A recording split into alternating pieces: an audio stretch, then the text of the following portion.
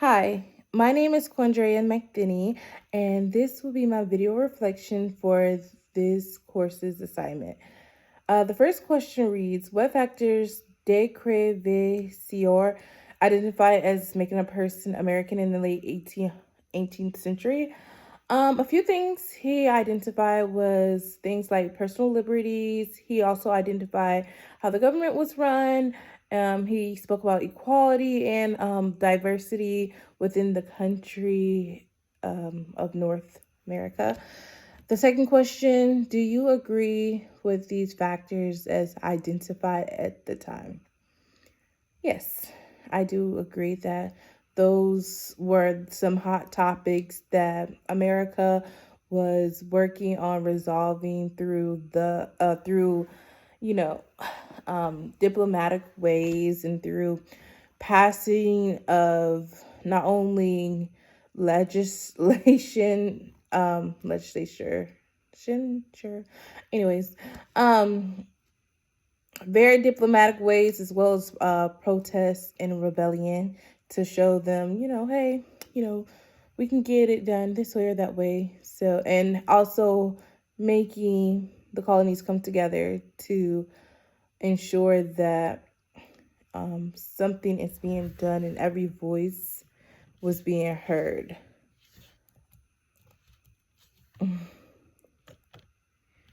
It says, to what extent are they still accurate now, over 200 years later? We still have a government. We still have peaceful protests. We still have the same liberties. You still have the freedom and the Bill of Rights to amendments to freedom of speech, religion, protest, and those things never will shake. And those things also help be influential in keeping equality, right? Like as far as a certain minority group that feels overlooked, they might want to speak up about it or protest about it. They still have that right. That's just one example. And that would play a role in the government, because if I protest about wearing then I'm going to speak about it. I'm going to rally other people who are like-minded as me to do the same thing, to protest. And eventually, one bad apple might come and burn every cone there is to say, hey, now you have to wear one too, or whatever the reason they may use to get the point across, and legislation will be passed in favor not to do something about that hot topic issue. That was just my example. The next question was, which of the fractures identified in American society from the evidence in chapter 6 and 7 of the American Yop of the American Yop were the most significant, important, and why? Which fractures identified? I'm going to go with which fracture? I'm going to go with, I wrote it down. Where is it? Oh, yes, that's right. The two fractures I've used was equality and government. And the examples I'm going to use from the text that I read was, let's start with equality. First of all, Gabriel's rebellion, which, as you know, was a black man plot to basically, it's just a rebellion, basically black people standing up for themselves and rebellion. That's not what it's for. Let me actually read it.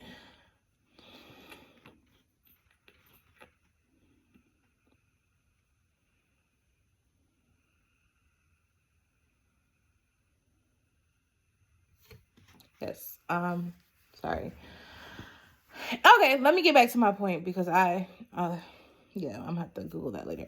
But the examples I used was Gabriel's Rebellion and the Haitian Revolution as far as equality. As much as we want to say, as much as Hector, I'm gonna call him Hector, the author of the describing of American citizen, um, fracture is because, as identified in this text, a fracture is a disagree, like opposing sides.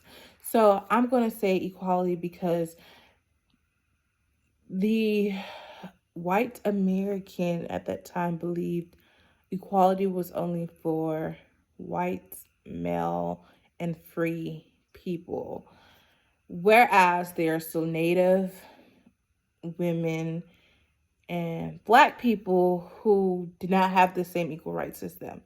So those two forces were even though it's the same issue, like it's still equality. They saying they have it while other people don't have it, and you have events such as Gabriel's Rebellion, the Haitian Revolution. They are basically showing, hey, we're actually fighting for our right to be equal to you guys. So that kind of, was a fracture. And yeah, I feel like it's significant because it showed that there was a growing problem of slavery in America at that time. It showed that, people are going to fight for their freedom, whether you are in the same country or not, and that there were people that who are white on both sides of the fence, and that slavery at the time, despite the great compromise later to come, was still a heavy issue that would, essentially kind of have a barrier drawn on each side. Another fracture I said was government. And the example for government I'm going to use would be the Virginia plan versus the New Jersey plan. As we know, the Virginia plan was by James Madison. The New Jersey plan was by William Patterson, I think. Virginia, basically bicameral. It favored the larger states because they wanted to be based off the population, and it favored a strong central government. And New Jersey plan was unicameral, and it allowed for one vote per state, and it favored the small, the small colonies, states, or whatever colonies, because it also allowed everyone to be equal, and